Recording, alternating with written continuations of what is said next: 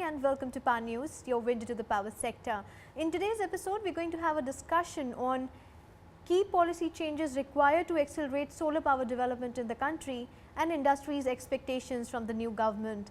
And to discuss the same, we have been joined by Mr. Tarun Kapoor, Joint Secretary, MNRE, Mr. K.S. Popley, CMD, IREDA, Mr. Rakesh Kumar, Director, Solar Energy Corporation of India, Mr. Inderpreet Wadhwa, CEO, Azure Power, and Mr. Bharat Kotak, Head Solar Business, Ravin Group.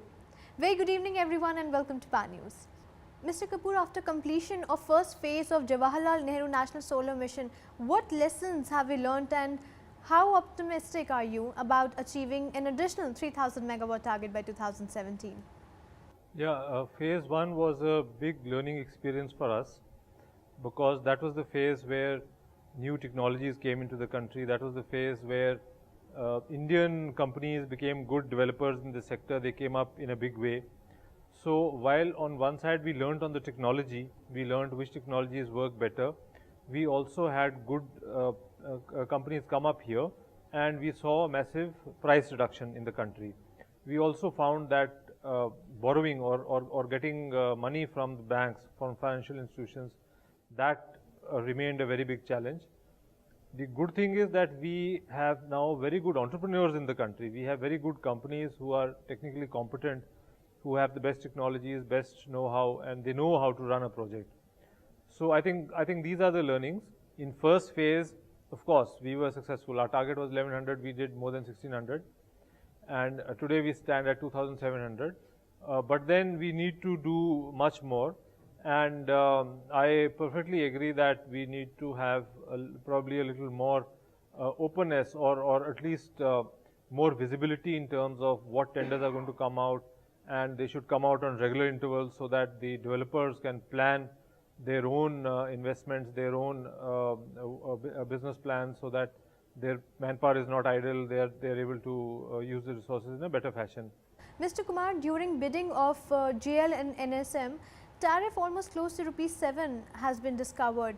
Do you feel the tariff is sustainable and can be achieved from other solar projects too?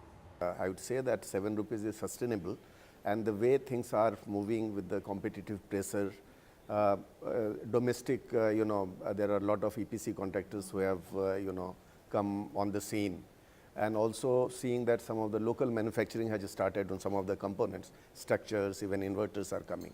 So all this is bringing pressure on the competitive, price discovery. And as we move forward and as, people from the industry, they see that visibility is there and how, so they can plan better. And that's what our Joint Secretary was also saying, that perhaps we can have more structured and more, at a regular interval. If we do, then with the proper planning, it will result into, very competitive tariff, and which will be sustainable. I mean, it is not something which is, which cannot be achieved. Rather, I would rather look forward to that there is at least 15 to 20% tariff reduction in the coming years if we continue in this uniform manner. Yeah, no, I think, if you look at, we've got one of the longest track record from a private sector perspective. The first project we built in 2009 in the state of Punjab, the tariff there was 17 rupees 91 paisa as decided by the regulator at the time. Then we did a project in Gujarat at 15 rupees, then first phase of solar mission at 1194, second phase, second batch of first phase at 821, and then we've done a few projects at 747 as well. So all of this is only possible because of the efficiency improvements in technology and reduction in marginal cost of production. So this is the only technology worldwide which has continued to show a price reduction over the last 40 years since the inception of first commercial solar power plant. So going forward also you will see improvements in efficiencies with local manufacturing, with more creative financing structures. So this is the technology we will continue to become the lowest cost of energy for India in the coming years. Mr. Popley, both rounds of bidding have been a learning process for the sector. But the question still remains whether investors would be interested and optimistic about funding projects with low feed-in tariffs, and can these projects achieve financial closure and prove their viability? That is sustainable, that is definitely sustainable, but what I am saying is the power should be made available to distribution utilities around 550. For that, government has already taken few steps, like funds from NCF shall be made available to us, and that is going to reduce the cost. Then the VGF has been a successful model, and bundling of power has also been successful. So either through bundling or through VGF, a long-term visibility can be provided for solar projects, and then maybe in next 2 to 3 years, further cost reduction of 10 to 20% would be possible, and then the projects would be self-sustainable. See, as far as the pricing is concerned, I think now it is time for us to focus more on quality as an industry. What has been happening is starting from 17 rupees, coming to 12, and now 7.5, in some cases even under 6. Now, the issue that would be a few years from now is the quality of the solar projects that have been, plants that have been built. So, as far as the policy end is concerned, probably apart from just the pricing, it's more important that we concentrate on the quality of the projects. On this quality aspect, we can't intervene. We have standards. It's not that we don't have standards. We have specified standards, and we've said that you have to follow these standards. And sometimes randomly we check also whether people have followed those standards or not. Now, within those standards also there are different qualities, like person can meet the minimum standards but still have qualities which are just little above those standards, or maybe there may be certain things which those standards have missed out, and you get some poor quality stuff coming in. So it is the developer who has to ensure that he sets up a project which is of a good quality. Well, we'll continue this discussion after this short break. You keep watching PAN News.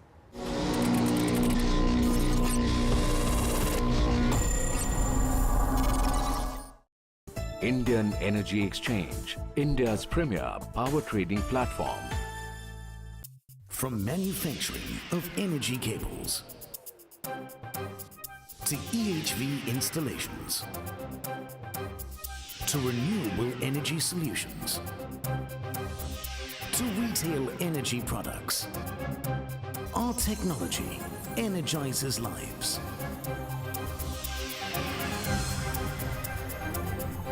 Ravin, energizing lives.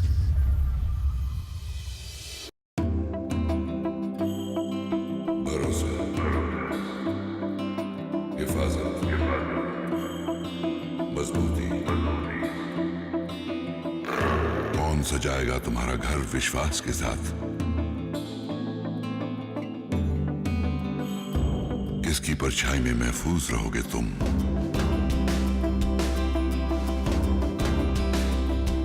कौन रखेगा तुम्हारा घरौंदा सलामत? एक नाम जो देता आया है भारत की हर इमारत को बुनियाद, अब उसी पे खड़ा होगा आपका मकान। जिंदल स्टील एंड पावर पेश करते हैं जिंदल पैंथर, सच्चे सरिये की पहचान, पैंथर का निशान।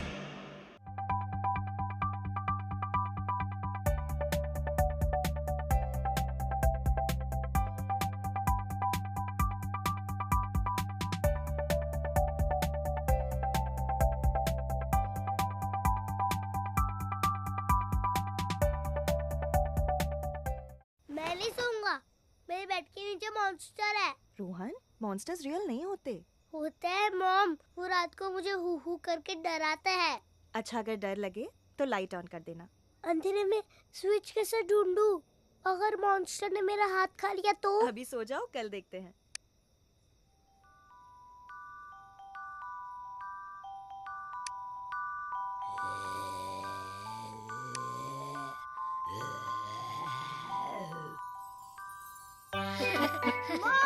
Switch on to Monster Gone. L&T switches, easy to locate in the dark. The only switch with a 12-year warranty. Power Grid Corporation of India, the central transmission utility, world-class integrated global transmission company with dominant leadership in emerging power market, ensuring reliability, safety and economy.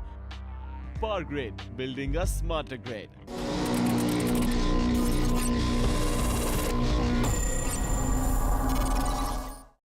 Mr. Kapoor, we can't plan the future of solar on the basis of NTPC Vidyut Vyapar selling bundled power or states buying solar power under its renewable purchase obligation. Solar should be able to achieve reasonable tariff and grid parity. What we consider as grid parity is the tariff at which a new thermal power project will supply power. So if we are looking at something like, say, 5 rupees today, which is the rate which is coming out through various tenders on thermal power, and we also look at the fact that most of these tenders also have this clause of fuel pass-through, which means that this tariff will also keep on increasing. And if we plot this graph now, and we solar may come down slightly. It may not. We may not see very drastic reductions now, because we've already reached, say, 7 rupees or 7.5 rupees. So I don't think we will have as drastic reductions as what we've seen in the previous years. So even if we feel that the grid parity will be reached at, say, 6.5 rupees, I think it's going to be more a movement of upward movement of conventional power than the downward movement of solar power. And in another 2 to 3 years, I think we should see the two coming very close to each other. Mr. Vadva, on policy issues, developers say that over 26 approvals are needed for a company to set up a solar farm. Land issues, right of way for setting up transmission lines to evacuate power need to be simplified to speed up completion of projects and to bring down cost. What is your suggestion on these issues? No, I think we've actually been working alongside the various state governments and central government in streamlining the approval process for projects such as solar, and we've actually made a lot of progress in some of the states, and specifically if you see, a lot of projects have come up in Rajasthan. So the nodal agency in Rajasthan has actually provided, in a true sense, a single window mechanism where we don't have to run to different departments for land or interconnect. All the recommendations are done by the single agency, and then the various departments actually work alongside them. Similarly, we've seen the similar experience in Punjab. So more and more states are following a true single window mechanism to provide approvals. And the fact that these projects have been constructed in the past in less than 1 year is an evidence of that support from the nodal agencies to provide these clearances in a more efficient and more streamlined fashion. Mr. Popley, MNRE has urged the banks to frame separate exposure limits as recommended by Reserve Bank of India. Off-grid solar power projects come under priority sector lending, but banks are not lending these projects in volume. Without the support of financial institutions, the growth would be affected. What do you have to say? Well, I think the apprehension earlier was on 2-3 counts. One was on the performance of the solar projects. They were not familiar with solar projects. And the second was the tariffs were too high. They thought these may not be sustainable with the distribution utilities. I think both the issues are now addressed. And I don't feel they will face that sort of a problem now. I mean, 3 years down the line now. Financing should not be a challenge for grid connected projects. It is currently a challenge for sure, because banks are not confident about solar technology per se. So they are too not very happy with when you approach them with these projects. So to get some confidence in the bank, probably we need some help from the center. See, financing, I will admit, remains a challenge even today. It's not so easy to get money out of people like Mr. Popley, though he may be very positive, but then actually it's a challenge. And it's not only a challenge for solar, I think it's a challenge for the entire power sector. Solar, I've been speaking to bankers and I've been telling them that is the least risky area to go into, because at least there is no risk on the resource, because sun is going to shine and you know how many days it's going to shine. It might shine maybe 5% more in certain years, or that's all. You don't have too much of a risk there. And after a project is set up, then I don't think it's very difficult to run it also. But still, because people feel that getting money out of the distribution companies is difficult, so sometimes banks are finding it a little difficult to lend to this sector, generally to the power sector.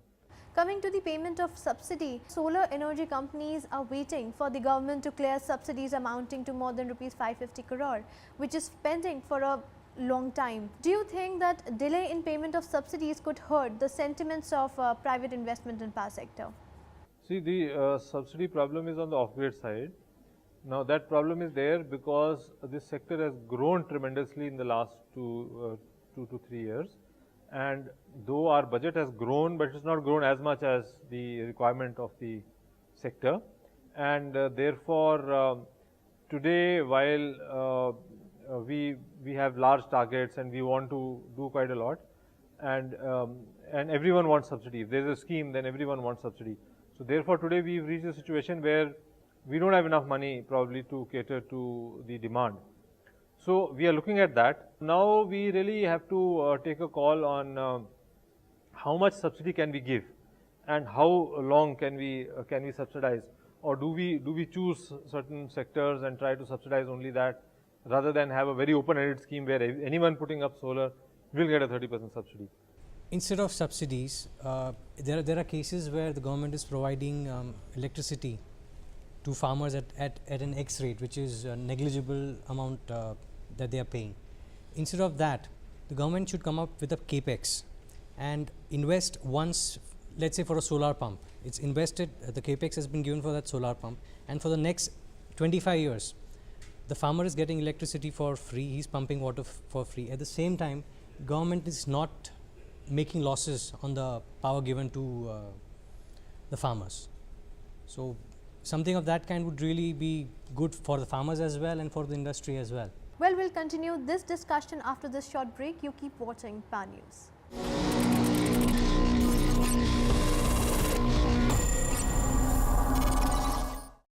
Indian Energy Exchange, India's premier power trading platform. Jal, jal, jal.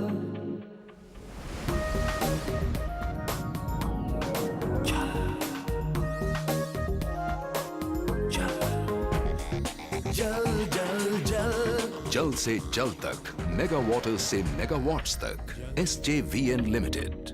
Power Finance Corporation, the most preferred financial institution, providing affordable and competitive products and services with efficient and internationally integrated sourcing.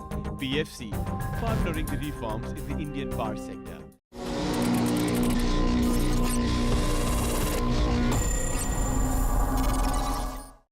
Mr. Kapoor, one of the main objectives of JNNSM was to create favorable conditions for solar manufacturing capacity, both for solar thermal and PV. Due to the strong presence of Chinese, American and European players, domestic players are facing tough competition in the market.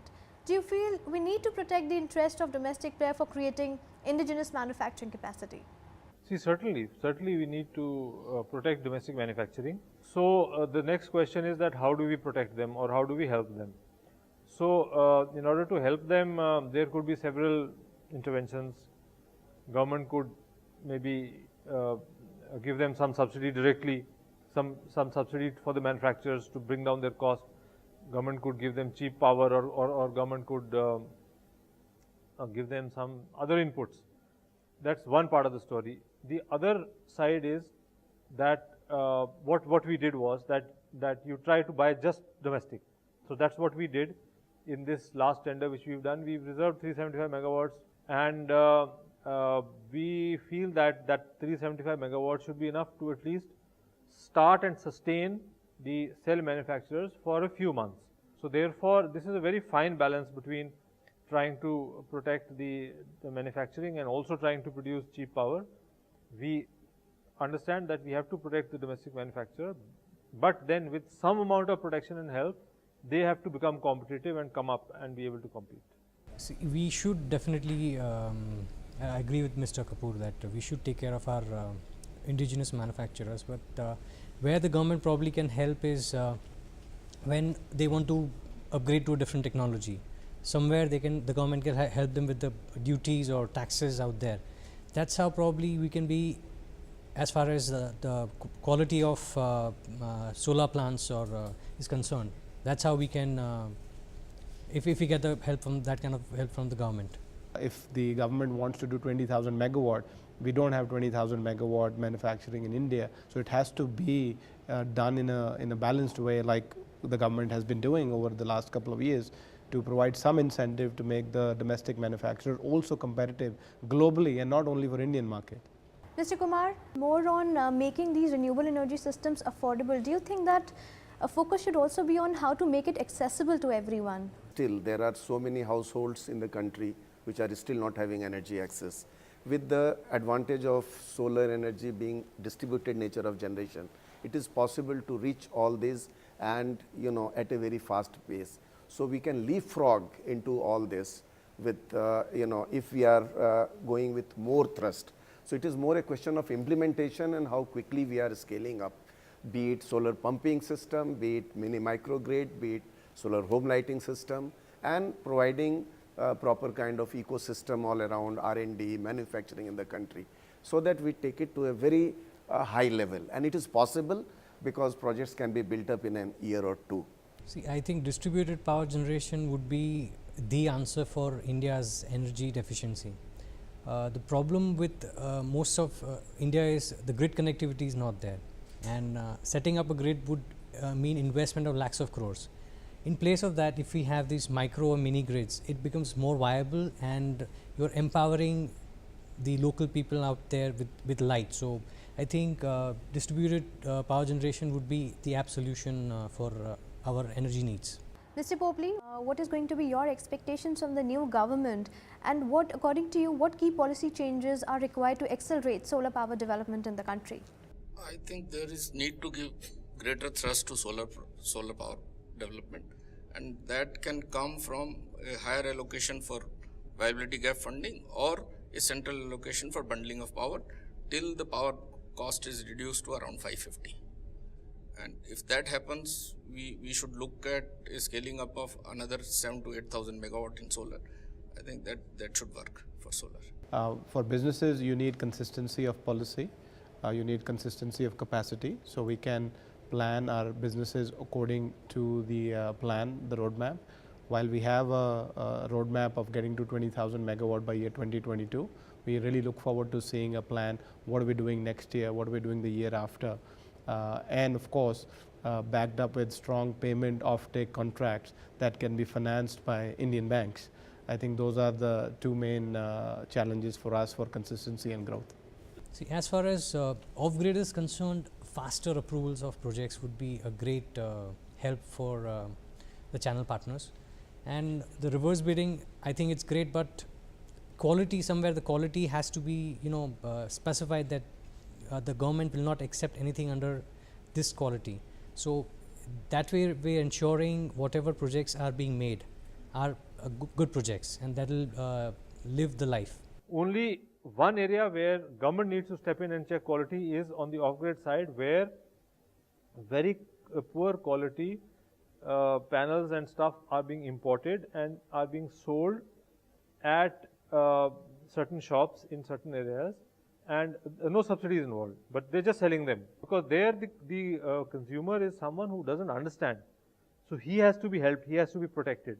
But on the grid connected side, the developer is a bigger expert than us, like he knows the subject more than we do, so he has to ensure his quality himself.